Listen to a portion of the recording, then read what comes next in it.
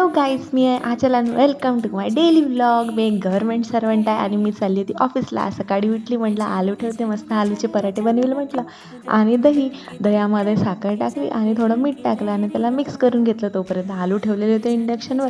आलू उकडतील म्हटलं, छान मग आलूचे पराठे आणि दही एन्जॉय करायला. पण बघते तर काय लाईटच चालली. म्हटलं यार काय म्हणजे काय म्हणावं भाई, यार शिट मॅन, आता मी आलूचे पराठे कसे बनवणार. आणि माझं दही यार हट, म्हणजे लाईट गेली. आता माझं ऑप्शन पण नव्हतं, मला बाहेर जाऊनच नाश्ता करावा लागेल.